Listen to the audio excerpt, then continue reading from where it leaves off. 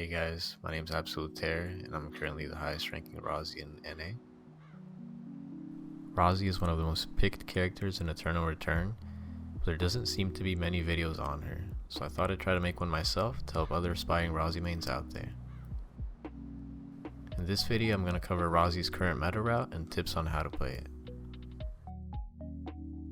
Glass Cannon Rozzi is a build that came to existence in recent months due to Rozzi receiving a number of nerfs to herself and her previous build items.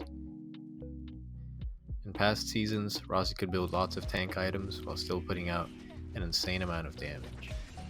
Nowadays, however, you need to go the Glass Cannon build to do as much damage, which means you'll have no health items and it'll be easier to get one shot.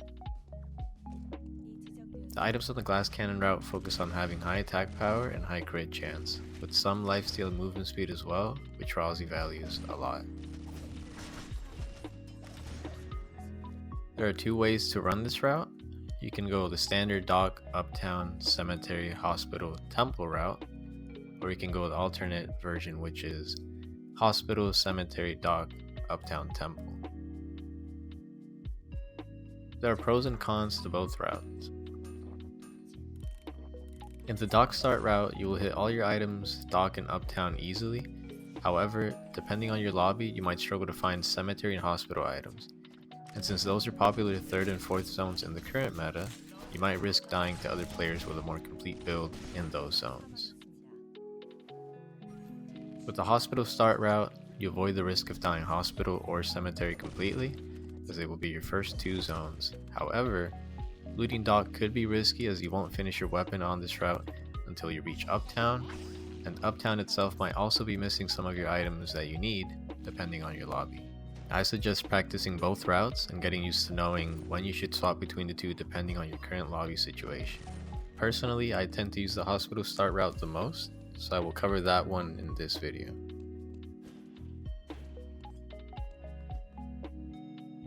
In this route, if you get one of the two leftmost spawns in hospital, you want to walk towards cemetery.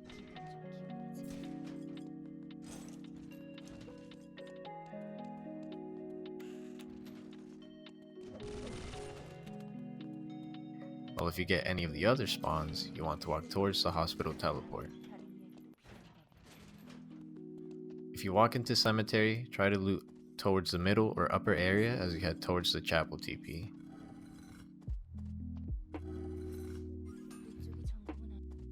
Use your W and Q to kill 3 of the chapel chickens to look for leather, and grab rocks there if possible to save time.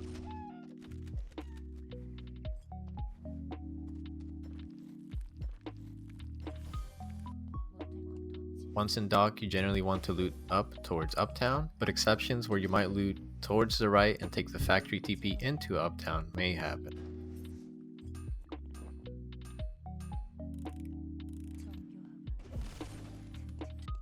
When walking into uptown, it's best to loot the little L-shaped area near the middle, as this is a complete loot distribution zone that will have all the items you need, assuming no one's looted it, while the bottom left hallway is not.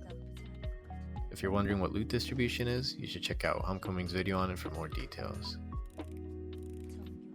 I suggest you take console and uptown, as this is a popular zone for people to come third. If no one is around and you think you've looted all your items at a good pace, you should kill the bears here before TPing into temple.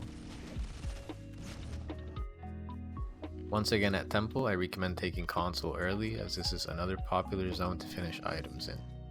Once you finish build, take all the mobs in the area if they're still up. Next, I'll show the items you don't have to worry about finding on each zone, as you might find them later on in the build, and it's better to keep moving forward rather than stay behind looking for them. For hospital, it's okay if you don't find both feathers and both scrap, as you will find more in cemetery and dock. In cemetery, it's fine if you don't find bamboo or headband, as you will find them in temple. In dock, it's fine if you don't find 2 short rods, as you will find them in temple, so I recommend finding at least one of them so that you're not as vulnerable in uptown. Pretty much everything in uptown is necessary, and temple is your final zone, so anything you don't find there you can look for in whichever zone has them. Congratulations, you finished your build, and now you're ready for the second obstacle, which is transitioning into the late game. I think there's a lot of details that go into playing properly after finishing build, and it would take me a bit long to talk about all of it, so I'll leave that for potential future video instead. I will talk about general item upgrades though. For Mithril, the best two items you can make are Mithril Quiver and Mithril Shield. Mithril Quiver gives you extra attack range and defense, which helps you a lot versus other ranged characters. It does, however, have about half as much attack speed as regular Quiver, so it can feel a bit awkward to transition into. Mithril Shield is another solid upgrade because it gives you movement speed in your arm slot, with all around good stats. If you get a Force Core, 99% of the time you want to make a Celt. If you already have a Celt and you don't have a Mithril Shield yet, you can look to make auto arms. The movement speed and tenacity from Hermes make them a solid upgrade, but since we ideally want taproots for shoes, the situation to make them just doesn't happen often. Similarly, Elysian Halo is another fine upgrade, but we would rather have an Opera Mask in that slot.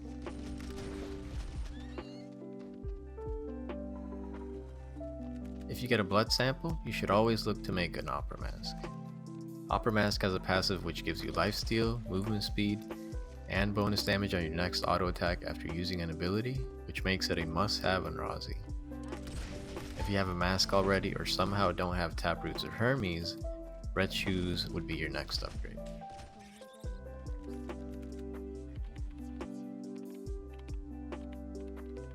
If you get a Tree of Life, you should save it so that you can make a Force Core once you get a Meteorite drop.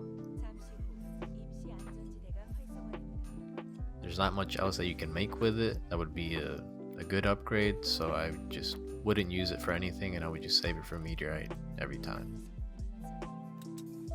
If you get a Meteorite drop, you should immediately upgrade your TR into Fallen Pegasus, as it gives you more defense, more crit, and a crit damage bonus that stacks with your Creed. If you already have Fallen Pegasus, you can save Meteorite to make a Force Core later with a Tree of Life.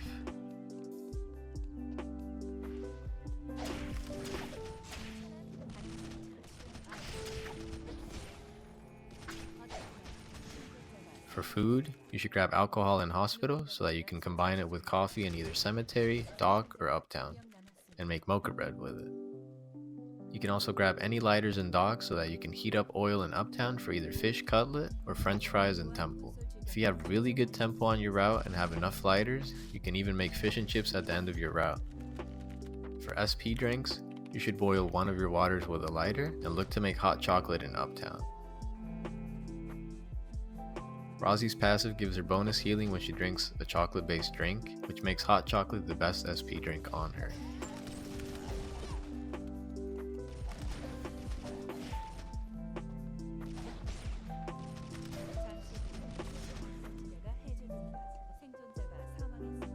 Well, that's all for this video. I hope. Hold up. Wait a minute. Something ain't right.